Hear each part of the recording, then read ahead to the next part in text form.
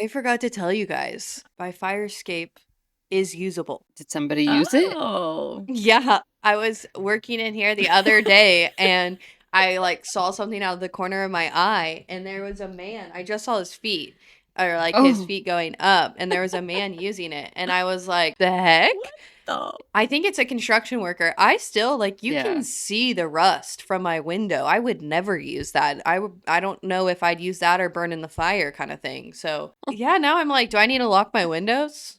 Or Yeah. I guess if they're trying hard enough to go up the fire escape to get to me, do they deserve to get to me? You know what I mean? Like They deserve to kidnap me or whatever they want to do. Welcome to Book Thots, brand lifestyle podcast. We are thoughts for books, and these are our thoughts on books. I'm Adriana, I'm Emily. And I'm Jenna. 3 sisters stripping down one book at a time. Today, we will be discussing chapters 28 through 36 of ACOTAR. Before we jump in, we do have a content warning. Today's podcast is rated mature. We are book thoughts after all, so we are going to be using adult language, talking about adult topics, so please pay attention to who may be listening near you. Additionally, this episode will include spoilers for all 5 books. Each episode, we will focus on specific chapters, but our conversation will include the entire series. Lastly, I'm just going to apologize ahead of time. Maybe we, but definitely Jenna and I will at least mispronounce a name or place. Jenna will be leading this episode, so strip it down, girl. Strip it down, girl. We added a new section last episode called With Sawwy. And I don't think I messed up last episode. Did you guys catch one? I listened to the episode and did not catch a mistake. I'm sure our listeners could easily find one. I'm sure they can find one. Easily. So if you have a Will Sawwy to add to the comments of this episode, please do so. I love to see where I mess up and try and mislead people. I'm super manipulative. I'm just kidding. Kind of. All right, let's start with chapter 28. It's Farewell Feyre Day, and Lucian is pissed, going as far as to spit on the ground. 6 white horses and an I love you from Tamlin, and Feyre is gone without reciprocating the words. With a tingling in her nose, she's asleep and waking to a place as grand as Tamlin's manor. Her sisters greet her, but what lady are they greeting? Feyre? Nesta's shrewd eyes seem not to believe the glamour and attitude Feyre is presenting. Elaine tells Feyre of the mysterious man insisting on her father giving him money to invest, and then how the merchant ships were found. Blah, blah, blah. Every lie that Tamlin put in place is laid out in front of Feyre. Why didn't you call him Tam? I don't feel that close to him. I thought it, I don't know. Does she call him Tam before this chapter? I don't think so. I just find it so weird. All of a sudden, she's like, Tam. Where's Tam? He said I love you twice, too, though. So maybe she is feeling more familiar with him. You know. Well, they got familiar, that's for sure. I think it's so weird, the 6 white horses thing. Why is it mentioned? Why does she have 6 carrying her chariot? Is it to show, wealth or something? I don't understand. I think it is for wealth. To represent... Because she's supposed to have Okay. received all of her aunt's fortune. So, if she was rolling up with 2 horses, they'd be like, oh, she wasn't that rich. But 6 horses, they're like, damn, she got money. I also feel, though, 6 white horses carrying I'm saying chariot, but I think the carriage, that's the better word. Carriage behind them is, something that represents people coming from heaven or, going to heaven or something like that, in our human world right now. In, There's, a lot of songs about it. The real world? Yeah, real world. Thank you. I don't know. I just was, if it was standing out to anybody else, I think there's a song that people used to sing when I was little. It was she'll be coming around the mountain when she comes. She'll be riding 6 white horses when she comes. Oh, yeah. Or something like that. She'll be coming around the mountain when she comes. She'll be coming around the mountain when she comes. There's a mountain in this. There's 6 white horses. Where are we going? Is she back to rescue everyone? Is that what it's saying?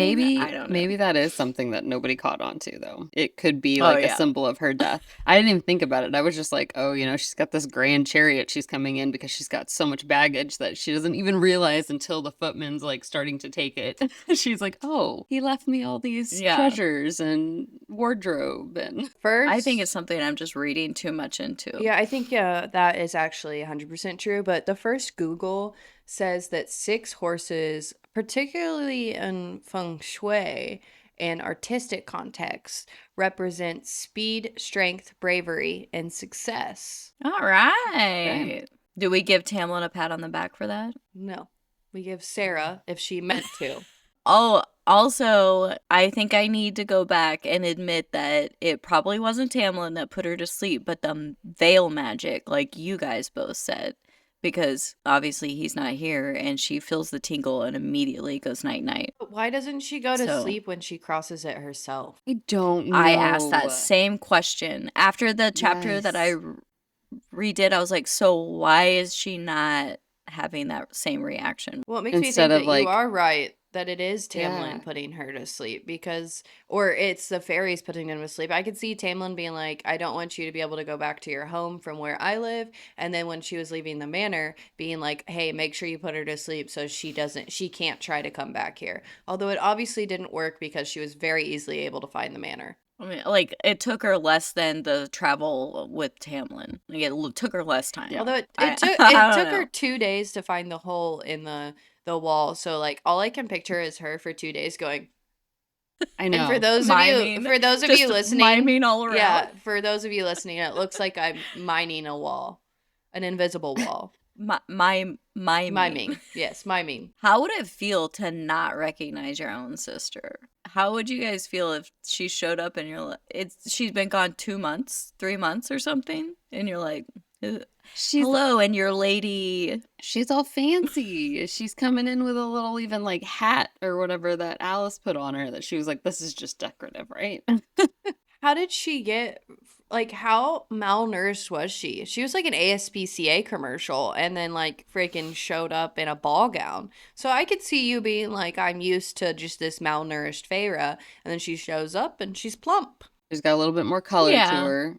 Although then we have to watch her go through it all over again. Poor girl. That's awful. Yeah, because she was healthy and everything. It's just, how would it feel? I would feel terrible. Oh, as the I mean, sister? as a I was sister. shocked. Yeah. Yeah. I would be shocked. I'd be like, oh, especially since it's like Nessa doesn't even give her a time of day with her glance. She's just like immediately coming out. Welcome to our home, lady.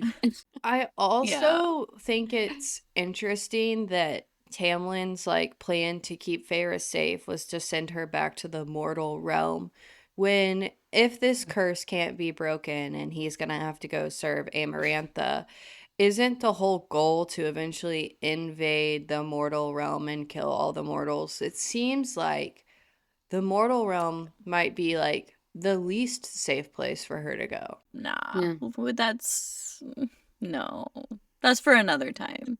We'll bring She that up won't. later. It's fine. Also, I'm kind of pissed that they didn't even have a room in their mansion made for Feyre. As the sole provider of their family for however many years they were, like, what is it, 4 years that they're stuck in poverty? It's more than that, but 4 years of her being the sole provider, and then they don't even make a room for her. Oh, and let's not forget that when she eventually builds her home down the line, she takes time to to be specific on the design of each room and fills it with paintings for each sister. Even Nesta, who at the time is being like a total biatch to her. So yeah, Mhm. and they're like, yeah, Fill sorry, it- just throw your bags in the servants' room. We have so many guest rooms. pick Just one. pick whichever one you like. But we didn't make one for you because we actually don't care about Doesn't you. Elaine like explain it like she expected her to still be with the aunt for a couple more months or something? And I'm like, if someone's Yes. ill, that timeline is not known. You know what I mean? That whole tendency to like design each room and take the time to make sure that they're comfortable and that they're happy is definitely an Emily trait right there. I'm sure we all have a little bit of Yeah. it, but I could see Emily doing that. Being like, oh, you guys are coming to stay with me? Hold up. Hotel per mall just opened. Yes, for sure. I was thinking the other day how I'd like to get a Etsy made coffee cup so when people come over and I make them a coffee cup, it has like personalized. I think that'd be so Yes. fun. Chapter 29. Miraculous recovery for fucking deadbeat daddy Archeron? He's spied diving into his jewels and wealth like Scrooge McDuck, limp long forgotten. Nesta, still being distant and suspicious. Gardner Elaine, however, is thriving. But she does express feeling that there's something off with how the others in the social world are treating them. Elaine tells Feyre that Nesta came to visit her while she was gone taking care of their aunt, and that shocks Feyre to the core. Feyre takes a 3-mile stroll to their old cottage. Do we think that the Prithian magic can be absorbed, and that's why Feyre has the glow to her that Nesta's noticing, or do you think it's just like purely because she's healthy and not dying of starvation? I think that it's like when you go tan, like the sun naturally tans your skin. It's like a natural effect. Like if you're in the magic world too long, you get a glow about you. I like that. All right, she talks about how they have all these feasts and everything while she's there, and the food looks good, but then she tastes it and it's like ash in her mouth. Do you think it's like eating at a Michelin star restaurant and then going back to your little local McDonald's and being like, what is this? I just feel like it's like when you go to someone's place or go to a restaurant and there's not enough salt in the food. Because the only thing I'd ever compare to eating Mm. like ash is like crackers. Like that's how I picture it all tasting like is like when crackers are too dusty. And so, Too dry. yeah, too dry. And when people say it Yeah. tastes like ash in their mouth, I'm like, dry crackers. That made me think we got like rotisserie chicken that had already been shredded in a tub from somewhere once. It was literally like eating sawdust. I threw it away. I was like, this is so disgusting. Yeah, I will only get rotisserie chicken if I'm going to shred it myself and debone it. Oh my gosh. They like, I don't know if they put a vacuum thing on it and sucked all the moisture out. I don't know how they did it, but it was sawdust. Fairies have to have Michelin star food and McDonald's. So I would say it was more like, they have Michelin star food, they have McDonald's, and then it was like going home and the only thing you could eat was mashed potatoes without any butter or salt. Like no flavor. Yeah. Oh God. I agree with you. Like if there's no butter, there's no seasoning to it, it's just plain and it doesn't taste in comparison to what you would have the exact same meal somewhere else. This was just a point that I was like, Nesta, you may be the biggest beezy, but you tried to come after Feyre. You're the only one who tried. Also, I hate the dad. I'm excited for the next chapter because I do feel like Nesta has some redeeming points. She is just like a bitch, but like that's just like kind of her character in general. Like there's nothing necessarily wrong with that. That's just who she is.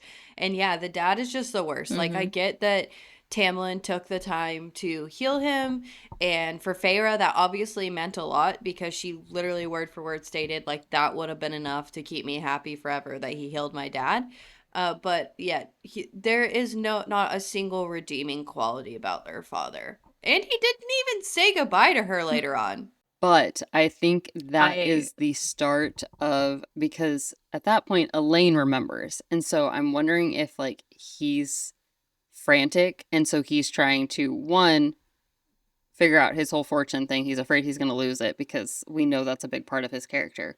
But three, I'm wondering if that's the start of like the small minute of like those ships that we get in book Yes. 3. Granted, the girls aren't gone Yeah. yet, but like I feel like that's all starting to like spin. I'm pretty sure that's why he wasn't there for the goodbye because he sprinted off starting to plan everything. But I don't care.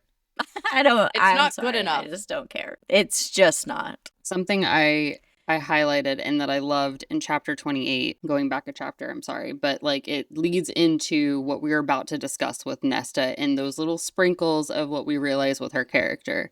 And Sarah specifically says, I'd forgotten how cunning her eyes were, how cold.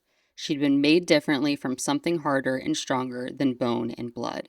She was as different from the humans around us as I had become. So I feel like Cauldron Maid at some point, you know what I mean? Like you're already showing that like you're noticing your sister is a different person. She has a mind of her own, and we get into that in chapter 30 coming up. But like that little just sentence alone just made me think this has power for the whole books, because you get to Nesta's book and you're like, how can I like you? How are you redeemable at this point? But you also remember kind of the shit she's been through and just why her outer shell is a lot stronger, why her mind has that shield and stuff. So I don't know.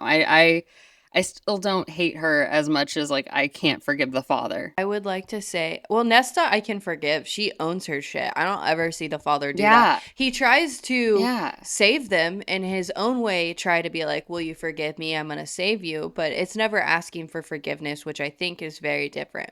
Now, I just It's wanted, important. Yeah. yes, I wanted to snowball off what you said because I also highlighted that. Two things. Mhm. One, maybe their mama is the cauldron. And two, later on, when they're we're gonna probably, you might even point it out, Jenna, so I'm sorry if I steal your thunder. When Amarantha is in the throne room and Feyre finally tells her name, Amarantha says, oh, like an old name, or like one of the oldest names or something like that. And I'm like, there's just so much more to their family history. There has to be. There's no way that there isn't. I'm not gonna lie though, when I reread this and learned all this stuff about Nesta that I had just kind of like dismissed as her just being a huge bitch, I was like, I love Nesta even more now. I would say that this Yeah, book I is do. making me appreciate the fifth book way more. Do you think there are people that are big fans of the father that are going to come for us? Probably. I hope. I just want to hear what they say and like how they back it up, because I like can picture myself with one of those tables that says change my mind and never changing it. Yeah. Chapter 30. Feyre takes each of her impoverished neighbors' money and leaves it with them. She passes Thomas and his little gang talking about how they're gonna go loot the house that burned down with the family trapped inside. Dun dun dun, foreshadowing. Isaac is in the town square with his newly betrothed. They pass each other with only glancing smiles. Nesta and Feyre have an altercation. Nesta reveals that she knows all the glamour is just that, glamour. She hired the freaking mercenary to take her to the wall to go get Feyre back. She only denied Thomas's marriage because she realized he wouldn't have gone with her to rescue Feyre from Prythian. And then I was like, cough, cough, cough. Cassian would, though. After Nesta gets all the 411 on Feyre's days with the beast that stole her away, she asks Feyre to teach her to paint. Nesta is the besta at hating Daddy Archeron. I don't even have to on this one. She does it all. Not only did he waste away content to let his daughters do the same, but he let their mother die too.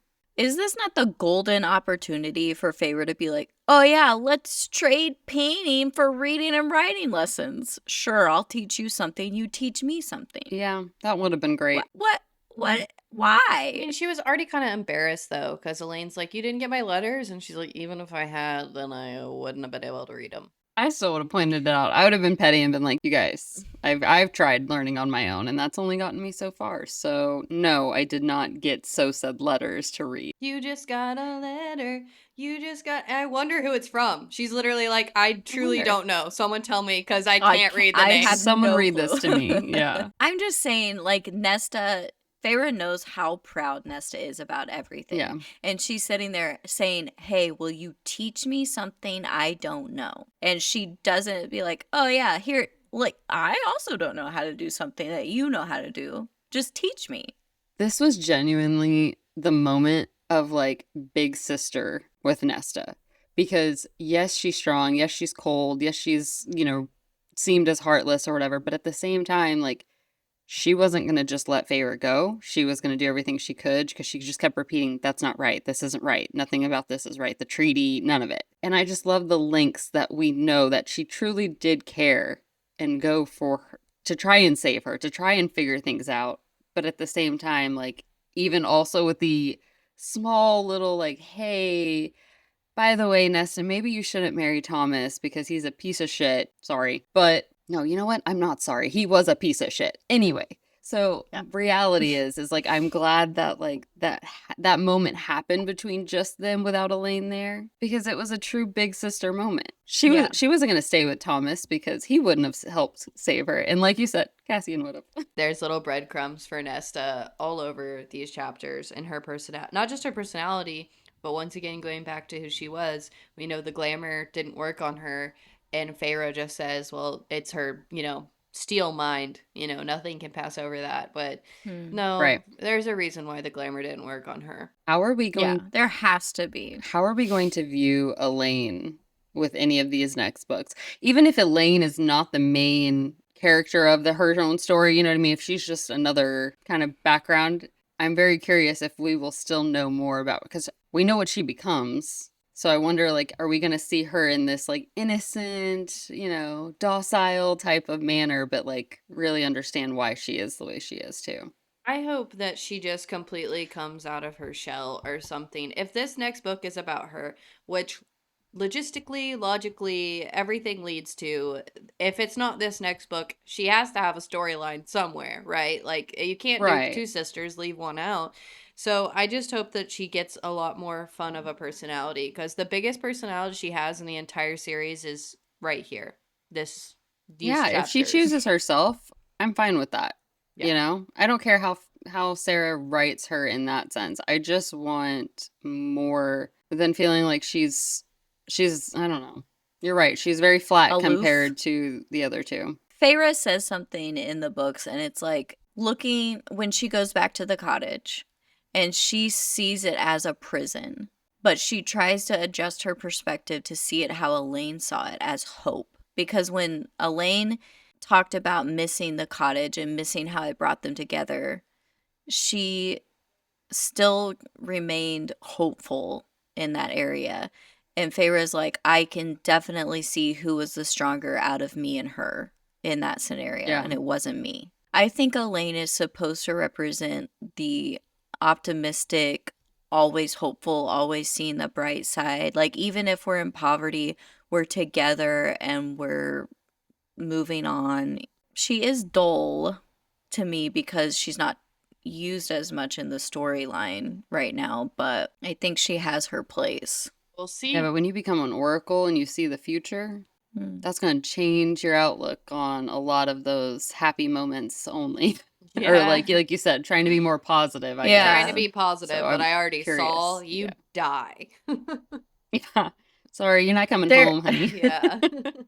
There is a correlation between her and Tamlin already, though, for me, where he is solely focused on the Spring Court and protecting it instead of like the entire realm and just going to Amarantha and like letting the realm be free. Yeah. Where Elaine is like cultivating the flowers in the garden just solely around herself and not looking outward at anything. To me, that kind of like correlates their personalities. That's a theory, I guess, is like she's going to be this High Lady of the Spring Court I could with see it. Tamlin. Would you guys have told Nesta everything about your time in Prythian, or would you have kept it a Nope, I secret? would have told the first person that asked me where I had been. I would not have kept a secret at all. Especially since she was quote unquote glamored, and Feyre thought the whole time she was glamored. So the minute she says, "No, I know where you've been," I'm like, "Oh, great. Okay. Walls are broken. Let's go." Thank God. Thank God. I have so much to tell you. Like, sit down. You're going to want to hear I this. might have even told the mercenary if she was still around. I'd be like, "Listen, this is the shit that's going on over that wall." That's what I'm saying. It's Yeah. literally the first person to be like, Feyre, where have you been? I'd be like, I'm so glad you knew. Like, and then just spilled everything. Just wait. Yes. Just wait. I definitely would have too. I thank God that Feyre had this little connection. I think she needed it for sure at that point in time. Oh, yeah. And I know I've already said this, but I'm just going to say it again. I love Nesta for being so stubborn that she doesn't fall for the glamour. Maybe it's the stubbornness in me, but I fall for a stubborn character. Chapter 31. Gross, a human ball. Better Land will go up for sale soon. Claire Better? Oh shit. Family burned alive and her body never found. Feyre's going back to Prythian. Immediately. telling Nesta never come for her, always keep everything she knows secret, and above all, any sign of fairy movement, get on a ship and get the F out of Dodge. Nesta tells Feyre not to come back, but in a way of releasing her from the responsibility she feels. Elaine remembers and is waiting with hugs, tears, a horse, and a satchel full of supplies, telling Feyre goodbye. Guess who was nowhere to be found? You guessed it, deadbeat Daddy Archeron. Feyre finds a hole in the wall, and with the sting of magic, she's through the veil. No sleepy time. What she finds when she meets Tamlin's manor is desertion. After knowing the fun of a Fae party, would you really be able to endure a stuffy socialite ball with dull, boring humans? I just could only because recently binged Bridgerton. So I feel like those parties, I would make the best of them. I mean, and she does say she like dances and stuff, but really everything to Feyre is now dull. Like everything. Like I don't think she says one thing about the human realm without ending, yeah, but it's not as good as the fairy realm. She knows where How she much wine belongs. is she gonna have to drink of like mortal wine to compare to like the fairy wine? All right, would you guys go back at this I would point? have never left. My personality would have never let me go into that carriage, ever. That's speaking as me, though, not as Feyre. Like, I can understand why Feyre left. She was dragged out of her home in the dead of night by a beast, fell in love with that beast, and now the beast is telling her to go back home. I feel like you gotta be like, okay, I guess I'll go back home, like in her circumstance. But my personality, you try to put me on a carriage with 6 horses, and I'm staying. I'm getting on one of those horses and I'm hiding out with the surreal Yeah. until the time is right to Yeah. strike. Like I'm not leaving. It at I least was Absolutely not. a way for us to get that view of her sisters because she was only told by Tamlin that they were taken care of. So that was her first reality of what that truly meant. And again, the moment of finding out that Nesta truly knew more than I the think glamour allowed. I think in a way it was also like she was so able to get into the carriage and go away because there was a part Hmm. in her that was curious how everyone, made it out. So I don't think it was entirely just like, oh, I don't know if I truly love Tamlin, so I don't need to stay. I think it was also like, I am kind of curious, like, how did my family turn out and if they missed me and all this stuff. But I do have a question from this chapter. Is the hole in the wall that they can come through and stuff like that, because it says like, but the fairies came and went through it through holes, rumor claimed. So if, let's say you're a fairy on the other side and you don't know where the holes are, you can never get through the wall to get to the mortal realm because of the binding magic. Keeping them from knowing where I'm the gaps are. Is that what you're saying? Like the No, I'm doorways? saying like if you had no clue where the gaps were or the holes were, you would never get to go to the mortal realm as a fairy. I'm pretty sure that's why the wall was put in place, was to separate the Okay. Yeah. realms. So the humans can't get in, the fairies can't get Okay. out. I just wanted to clarify that for myself. And And I mean you that's got to go through the spring court. for that hole, Yeah. you do. Yeah. Did Tamlin make it? Did Amarantha make that hole just so that Tamlin could do the 7x7 curse, possibly? No. Well, maybe. I don't know. I didn't think about it like that. I guess I assumed that it had to be in place because there had to be some type of communication with them. Even when after the war, they were not working alongside them as much, but I still feel like there had to be some in and out.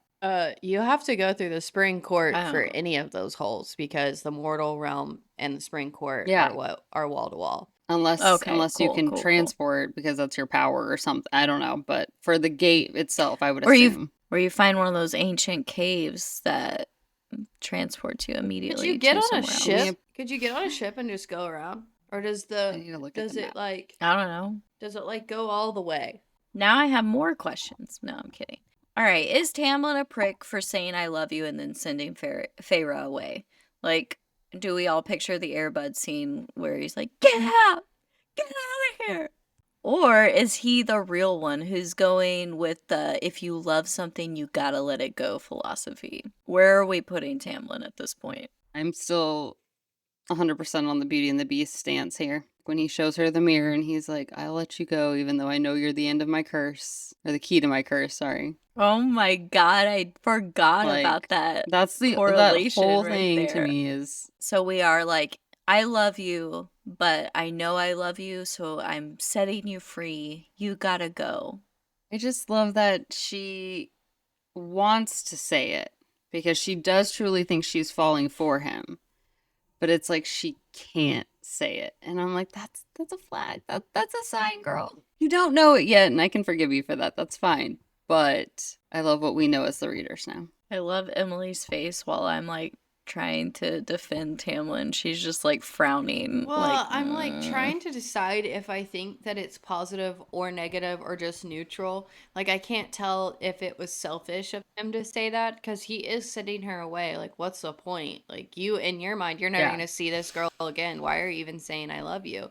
But then also, is that unfair to be like, don't express your feelings? Because he does love her. So why not say I love you? It doesn't matter. Like, he knows that Feyre might not love him back, but he's still expressing his feelings. So in a way, is that kind of brave? I don't know. I'm going to stay neutral because I could see both sides of the coin there. Especially because, like you said, is he just saying it because he's feeling that, and so he wants to say it and in hopes maybe she will back, but at the same time, it's not guaranteed. I don't hate Tamlin for telling her I love you and sending her away. I don't hate him for that. For me, that's fine. I think it's misplaced him feeling like a savior to her for sending her away because it's not saving her from the human decimation that's about to happen once Amarantha gets all of the rest of the power, Yeah. you know, but whatever. Chapter 32. Feyre finds our little tree bark Scottish, I almost said Elise, it's Alice, I'm sorry guys, at the abandoned manor. Amarantha, the High Lady of Prythian, has taken Tamlin and Lucian to her court under the mountain.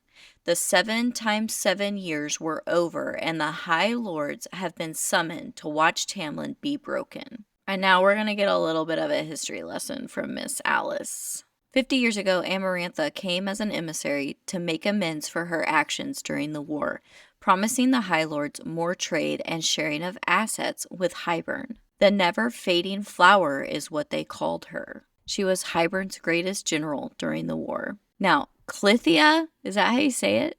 What a terrible name. Clythia, her sister, fought right at her side until she fell in love with a human named Jurian. Jurian, who Amarantha wouldn't kill for fear she'd break her sister's heart. He turned around and murdered Clythia, crucifying her with ashwood and leaving her body for Amarantha to find. Amarantha got her revenge on Jurian later. Amarantha snuck her own forces into Prythian to take it all for herself, so she could eventually conquer the human realm without the High Lord's or Hybern King's knowledge. She threw a party in the High Lord's honor, slipping a potion to allow her to siphon their powers. 49 years Prythians have been ruled by the Great Deceiver. She holds her court in the Bald Mountain from the map. Alice tells Feyre that Tamlin and Amarantha tea. They have known each other since Tamlin's childhood. He sent Lucian to her court as an emissary, and she carved out his eye. Tamlin was to bring everyone to a masquerade for Amarantha to make amends about taking Lucian's eye and Tamlin's powers. When she tried to touch him, Tamlin struck out with his normal hot-headed reaction. Amarantha reacted with the 7 times 7 years to break his curse. The conditions to break the curse were he had to find a human girl to marry him, but one with ice in her heart who hated fairies and would kill one unprovoked. But not just any fairy, one from the spring court. Feyre wasn't brought here by a treaty. She was brought here to break the curse all along. Andrus had been sent out to die.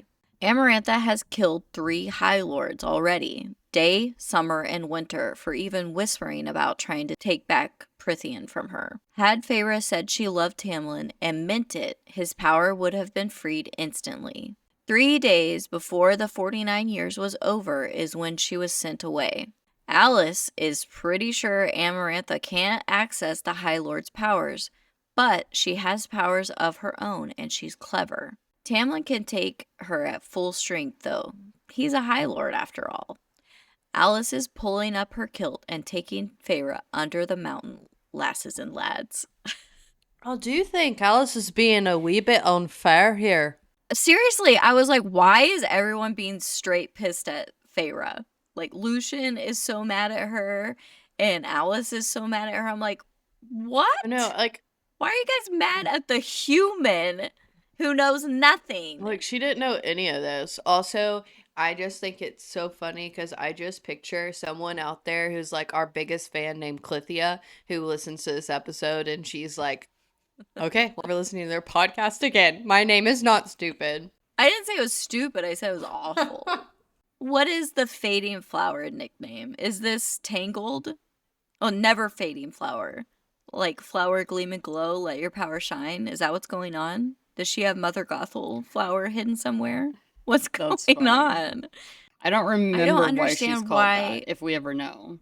Why is that her nickname when she comes to Prithian to apologize and make amends as an emissary for Hybern? Why is that what they call her? Oh, what they call Amarantha. Okay. Yeah. I thought you were talking about Feyre, and I was like, I truly don't ever remember they're calling her the never fading flower. I Well, you googled it. shouldn't, It 'cause says it's that not it's in the book. representing enduring beauty, everlasting love, memory, and immortality. I don't understand. I don't know why that's her nickname. And I don't understand why the fairies keep trusting her, throwing balls in honor of apologizing. Like, that's her thing. She's like, oh, I'm gonna say I'm sorry. Just kidding. Gonna Got stab you in the back. again, mother. Like, like no, guys. what? No, guys. I got This you ball once. is gonna be different. I promise I'm not gonna do anything negative. I swear to God, I'll apologize for carving Lucian's eye out and taking your powers. Just come to my ball and everybody wear a mask. I have Everybody no seems ulterior to know motive. the part of my story where my sister was like my everything and then she's betrayed by a human and I hated the humans. But I've moved on. I've grown as a person. Since I last took your powers, refused to give them back, and am ruling over Prithian, this time I'm for real. What the fuck why they keep falling for that, and then they're mad at Feyre, the dumb human who comes over to the land with no knowledge of anything. Okay, that's true. These people have been alive for 500 years. They aren't 500 years of knowledge. Alice isn't mad about the High Lords falling for the Amarantha, but she is upset with the human for not figuring out the riddle, that she was never given the riddle, like not the riddle later on, but like for not getting the context clues of what's going on. The 19 or however, how old is she? 19 years old at this point, right? Yeah, she's 19 and these 500-year-old fairy males are falling for this woman's traps over and over and over again, and Feyre's It also says that Alice keeps baring her teeth at her, and I'm like, in the middle of the stories, is she just like...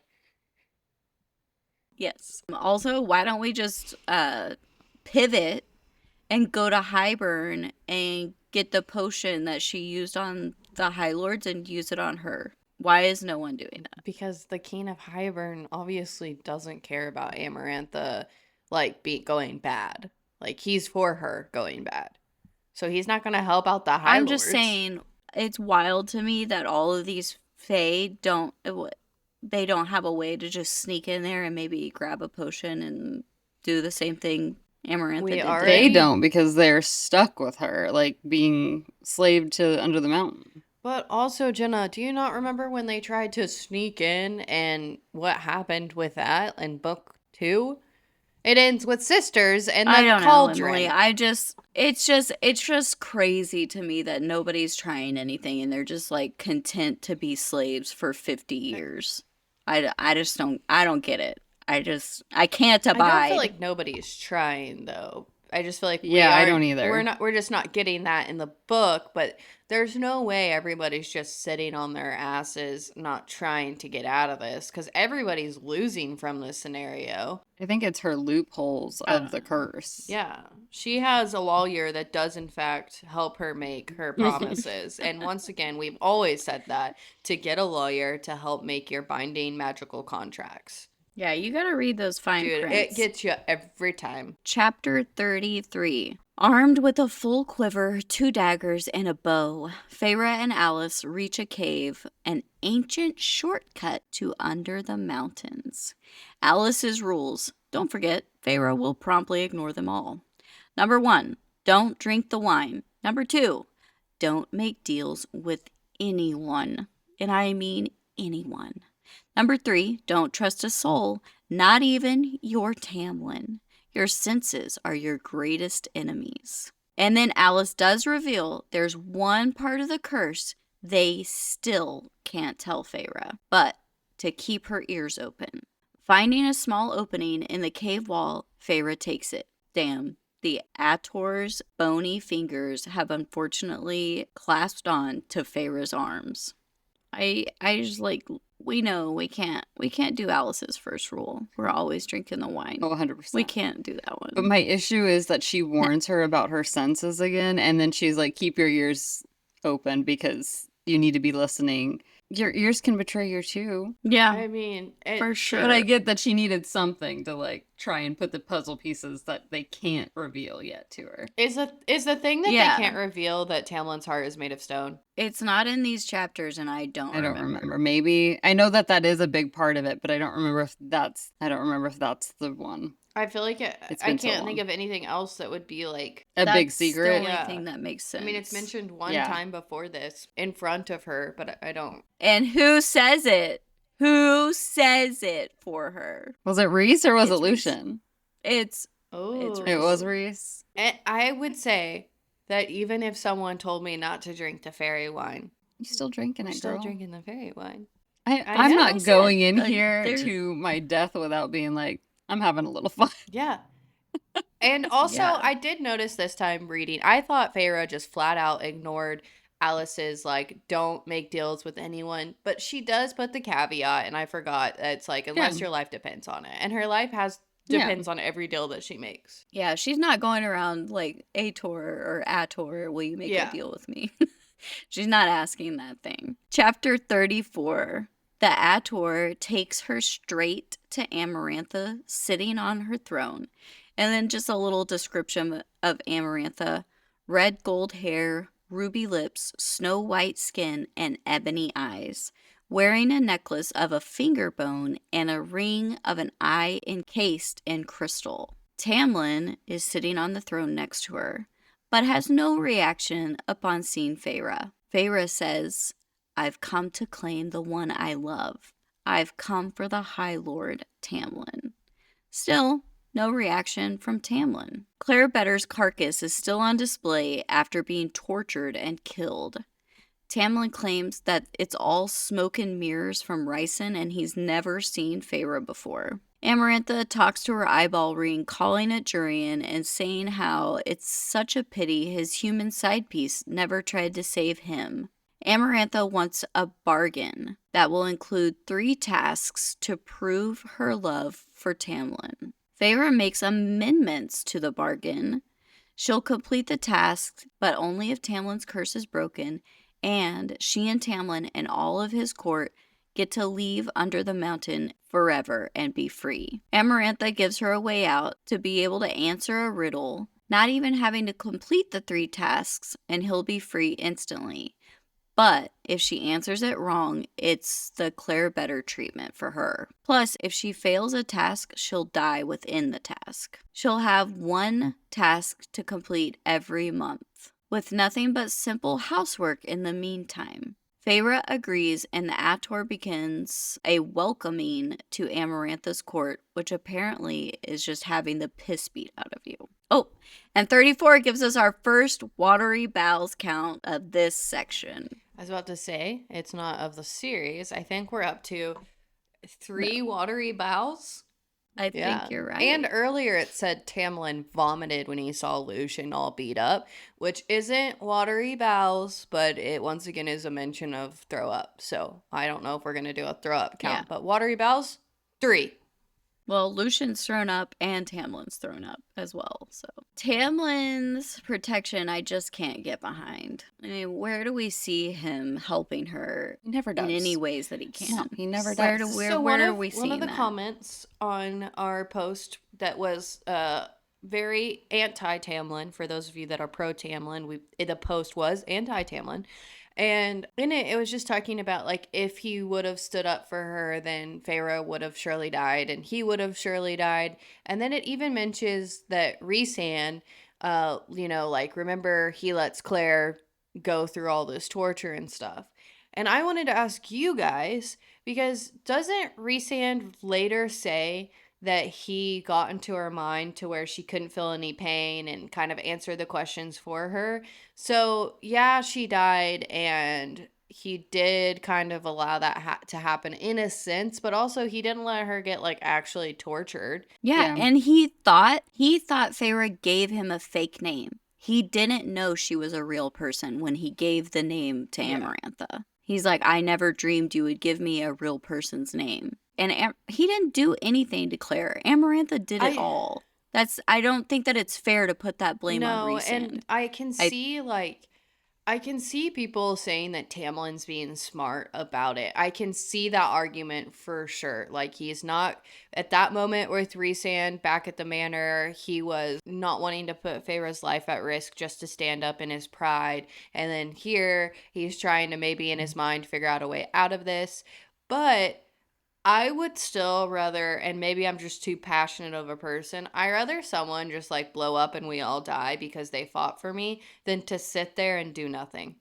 And that's my personal preference. I was about to say, yeah, I would rather have the faith behind me and the support versus, like, no, I don't believe you can actually break this curse, or that, like, I have to watch you now die and suffer. I mean, I understand that Tamlin can't say anything because he's literally tied right next to basically Amarantha the whole time.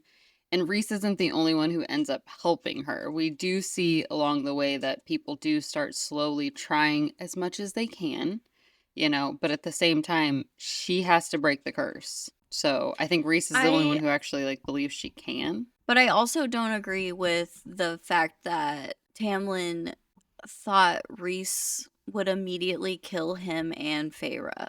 Like, Rhys and him have a really long history.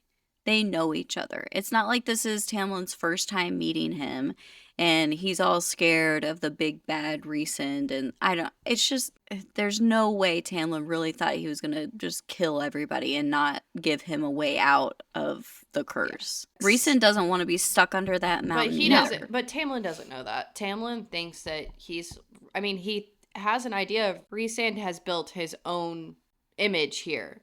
So Tamlin, yeah, I know. Tamlin thinks he's just a bad person who is enjoying being under the mountain, enjoying being Amarantha's whore. Nobody knows that he isn't doing that. Ugh, I don't know. We'll see. I don't. Ebony eyes? Well, she has ebony eyes. Amarantha has black eyes. Yes. Okay. I was like, where are you pointing at this? Another crossover thing for Throne of Glass. So, spoiler for Throne of Glass. Do we think that is where the ebony eyes is coming from? Is that same thing that's happened to the people that have ebony eyes over there? With the Volg and the princes? Or do we think there's something else there? So, like, all the people that are possessed by the demons have ebony eyes in Throne of Glass. Is that what you're saying? Because I don't remember. Yeah. Yeah. Okay. Yeah. Then, yeah, for sure there's a connection there. I don't feel like she did that for no reason whatsoever. She loves to kind of intertwine her worlds. Now, what came first, the chicken or the egg? Is all that demon stuff coming from Amarantha, or is Amarantha part demon? Like, all that kind of stuff. I have no clue. Yeah. Is there a connection? Yes. Do I know the details of that connection? Absolutely not. Not a single thing. No, but we're noting it. Well, we're following it for what it is until we figure it out. Chapter 35. Feyre wakes in a dungeon, super sore and beaten. Lucian visits Feyre. Fey Healing comes to the rescue. he's received some power back from Amarantha, so that's why he's able to heal her. Amarantha wants everyone in name tags, but Feyre's not answering, Tamlin's not answering. So she calls upon Rhysand and demands he tell her Feyre's name, but no one's giving it up. Not until Lucian is brought forward and Rhysand is ordered to take over his mind. Feyre shouts her name out. Also, she notes that Rhysand has either been granted more of his powers back or has had considerably more to begin with. Amarantha states that Feyre's name is an old one and from some of their earlier dialects. She gives Feyre the riddle, and I don't know about you guys, but even the first time I read this, got to the end and I was like, the answer's love, right? It's love. Feyre realizes that there isn't a timeline on being freed if she completes the tasks. And then, there's a full moon on the rise. That means it's time for the first trial. Or task, or whatever you want to call I it. thought you were maybe gonna howl. Like, oh, there's a full moon on the rise. I should have, but I did not. Yeah, I 100% agree with you. The first time I read that, it was like, the answer is love. Like, it is love. But maybe because Feyre has never really felt true love, she doesn't see that. Yeah, I don't know. Because I think it's like kind of obvious that Amarantha picks it too. And she's like, oh, well, this is all about love. Let's prove your love. But Yeah. I do love the way that she wrote it. I will always, like, even when I read it for the first time younger, I was like, why don't you oh, it's read good. it real quick for the listeners? There are those who seek me a lifetime, but never we meet, and those I kiss, but who trample me beneath ungrateful feet. At times I seem to favor the clever and the fair, but I bless all those who are brave enough to dare. By large, my ministrations are soft-handed and sweet, but scorned I become a difficult beast to defeat. For though each of my strikes lands a powerful blow, when I kill, I do it slow. The answer is always love. It's love. I'm just kidding. Love is what keeps us together. Honestly, that's a personal pet peeve of mine. From one of the other series we went over and we were like, it's gonna be love in the end, and you were yes. like, I no. know. I just can't remember what that one was. I can't remember which series it was either, but like it is a personal like, really? That's okay, I guess, but like, come on. Yeah, because I remember saying it and you were like, don't do that it. to me. But I did like the way that Sarah wrote the riddle. Good. Are you guys all putting your name tag on, or are you letting Lucian take the fall? I don't see why she like care. I mean, she just cares for people, I guess, in general. But Lucian was just an asshole to her the whole time, so I don't know why she cares that much about him. But I'm not saying I would let Lucian die just because he was an asshole. Like, he doesn't deserve to be tortured just because I don't want to tell my name. What do I have to lose from telling her my name at this point? But I think her thought is she's trying to protect her family because Claire Betters got burned alive in their house. That's But true. at least she only said her first name. Yeah. Not like when she did tell Rhys a name and it was the full like family name. I mean, it didn't really matter. In like the next chapter, Amarantha tells her, like, I've done research on you. Yeah. I know everything You're about not you. fooling me. But whatever. Unfortunately. But I'm not gonna let somebody die just because I won't say my name either. I couldn't do that. There's I love no your way. next point. Why? Because you agree? It's just funny. My next point is all I can see from Tamlin during any of this time is weakness. And then you later go on to say, why does it bother me when Rhys says he doesn't know Feyre, but it does bother you when Tamlin says it? I don't know why that like digs under my skin so much. Maybe it's because of the way that Rhys is doing it, and little Tam boy is just so asshole-ish about it, I guess. Like, not even looking at her or anything, and then Rhys is like, oh, it could have been her. I don't know. Maybe. Tamlin does... I don't know why. Tamlin does a lot that just gets under your skin. Not you personally, but like just in general as a reader. He does a lot that gets underneath your skin. I guess probably the main point is that at this point, Rhysand is a total stranger to Feyre, and he's still being loyal to her in the fact that he's not giving away any of the stuff that he knows. While Tamlin has confessed to loving her, and then she's confessed in front of the queen of the whole place, who could kill her instantly. she's confessed to loving him too, and he's showing absolutely no emotion. And I understand people coming for me saying like he's protecting her by showing no emotion, and that's the only way that anybody's going to make it out of this alive, is if he just completely refuses to admit to loving her. But if I'm a human alone in this court fighting for you and the love that I have for you, and you totally ignore me, I'm not going to be able to see that as protection. It's hard. I'm not going to be able to see that as love. I'm going to question everything and be like, why am I here? What am I fighting for? The worst emotion you can have is indifference in any circumstance, like ever. So I think that's what would bother me too, is like you're not going to even show just like the tiniest bit that you are upset that I'm here or that I'm happy I'm here. Like, I'd rather you completely betray me before you're indifferent towards me. I've sat there in your spring court and watched you unleash your claws at so many tiny little things that you couldn't hold on to your composure. And now I'm the woman that you love, and I'm here and I'm fighting as a human against these incredibly strong, immortal fairies, and you're totally cool, indifferent, don't care, not fighting an emotional reaction at all. Just, I think that's why it bothers me. I think that no matter how much you love someone and you don't want to be the cause of their pain or whatever in this situation, you're not going to be able to hide it to the point. But again, it kind of plays into what we find out about his heart too, I feel like. But at the same time, it's not a reason for me to be able to defend him the way some people are like, well, he's protecting her. I understand your point. But I don't like it either way. I don't like it. I don't like it. It's just not the way that the protection would speak to me. It just wouldn't speak that way. I will say my hatred for Tamlin does not mean that I think that Rhys is without flaws. I do think he's perfect, but my thing against Tamlin. That's great.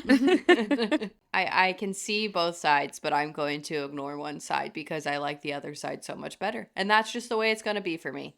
I mean, it's all about preference, for real. What it comes down to is a preference. Do we believe that it's Lucian that comes down and heals her in the dungeon? Do we believe his story about Amarantha giving him back some powers to like maybe get on Tamlin's good side a little bit and convince him to stay with her? Who do you think? Do we believe that?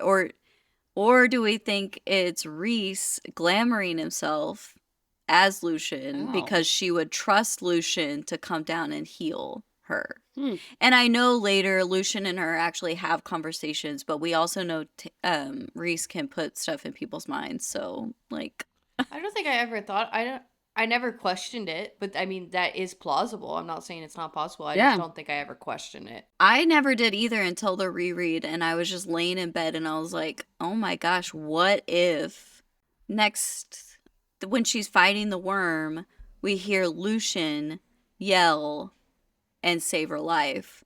But I'm thinking maybe it's not even Lucian yelling, because where is that in his character that he's going to do that?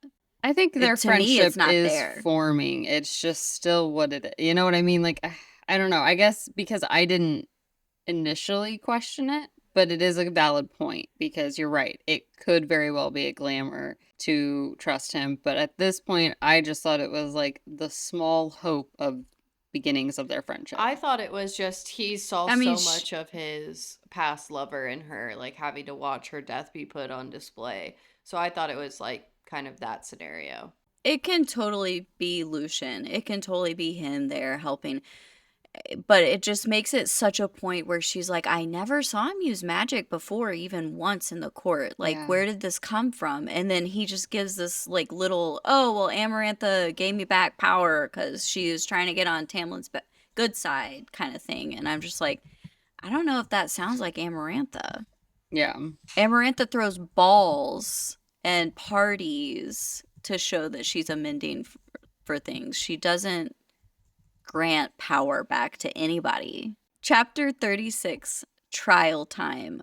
Mud trenches before a platform is all Feyre sees before she's dropped into the trenches by the ACOTAR. Amarantha whispers, "Run." And run she does. Cue the Alaskan bullworm. The first thing Feyre notices is that the worm is blind. But then maybe Feyre is too, as she falls into a pit. Knowing your enemy, number 2, the worm can't smell her in the pit. Grabbing bones, Feyre makes a ladder up the mud walls. Then, with a splendidly awful idea, Feyre lays a bone pit trap. Slathering herself in mud, Rhysand makes the observation that she's just made herself invisible. She gives a bird-like gesture with her hand straight to his face. Lucien yells to tell Feyre where the worm is coming from, saving her life. Feyre runs to her trap and the worm quite literally falls for it, and it's dead. Feyre hurls a bone at Amarantha and it splatters mud all over her pure white gown. Amarantha reads the betting list and there's only one person who bet on her to win. Interestingly enough, after reading the list, Amarantha summons Rhysand.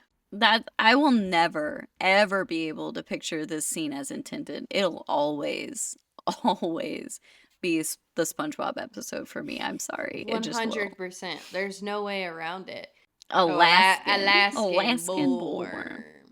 I pictured it that way when I read it, and then once I did and started looking at memes, I saw everyone else was doing that too. So I was like, thank God I'm not the only Later one. on, Rhysand points this out as like a moment of him like really loving Feyre because she throws the bone at Amarantha's feet. And I gotta agree with him because it's a big moment for me to also fall in love with her, because that is just such a like middle finger, splatters on her white gown. Like, you thought that I was gonna die in this very first trial and I didn't.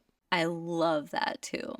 All right, then I asked the question, do we really think it's Lucien who warns Feyre? And Adriana kind of thinks it does because their friendship is forming and bonding. What do you think, Ims? I mean, I kind of said it. I could see it going either way, but I never questioned that it was Lucien. Like, the theory there, yes, it's plausible that Rhysand could be making him shout out, but also at the same time that I could just see it being Lucien. Now, Feyre mentions, like, when she looks up at the platform after she's thrown the bone at Amarantha, she might catch a little bit of triumph in Tamlin's eyes or his face. Do we see the same thing? Or are we seeing, like, shame flicker in his eyes because there's a human who's fighting and is stronger than him? I feel like that's what you see. Like, what makes you think that it's shame? I don't know. It's just that I feel like his character is so pessimistic about everything.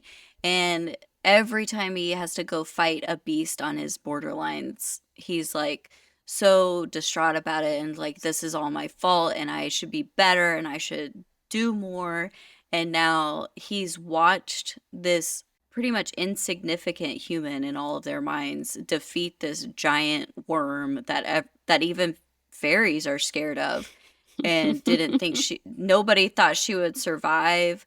So I just feel like it's probably guilt or shame in his eyes. Like, what am I doing? I think it's, if it's shame, it's just like, wow, I can't believe that I didn't believe in her.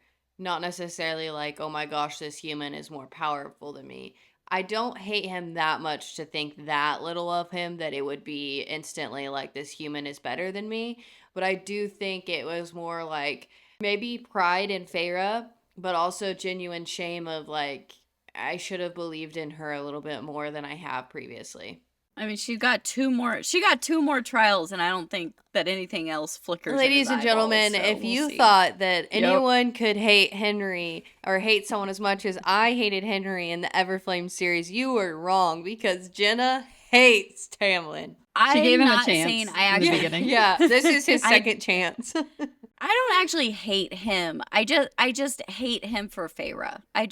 There's no way that you're gonna be able to argue with me that they're gonna work. They don't handle things the same and they don't communicate enough to be able to be together. Yeah. They're not right for each other. Spoiler for the entire universe of Sarah J. Maas, but Adriana, I know you've kind of hinted at having theories with Maeve and Amarantha being connected. Can you tell us about that? I just kind of wonder if it's kind of like what we were bringing up with the whole Volgan stuff. Like, is she part of those that escaped? Is she still... I'm not saying she's necessarily Maeve in connection, but like, is there some correlation to what Maeve did? Yeah, I'm curious to see if we do get any of those answers, or if it's just us pulling strings because there are so many similarities across these worlds. But it would be kind of crazy. I don't think, I mean, I'm sure there's times where Sarah does things on accident, but I feel like most things she writes is very much on purpose. So I could totally see there being a connection there. I think there has to be a Valg or Valg Prince connection to this world because it's so prominent in Throne of Glass. Mm-hmm. I just don't know if it's through Amarantha, let's say. Because even when Kale, spoiler for that book too, but when Kale finds out about the spider and that she's really, you know, who she really is, that's where it finally all reveals. And I'm wondering, is Amarantha one of those spiders? In a sense, if that makes sense. Ooh, I like that. So it's like when I say she's Maeve's like sister, that's what I'm meaning. That's what I'm just like, is that a theory? I don't parallel her to Maeve in any other capacity other than like she's also one of the Volg sisters or one of the spiders. Now let's wrap it up. Thank you so much for listening to this week's episode. Next episode, we will be stripping down chapters 37 through 45. Be sure to hit that like button and follow and subscribe on all of our socials. Tune in every Tuesday on YouTube or wherever you get your podcast for a new episode of Book Thoughts. Book Thoughts. We're going to have to find a different... I wonder if we did we did.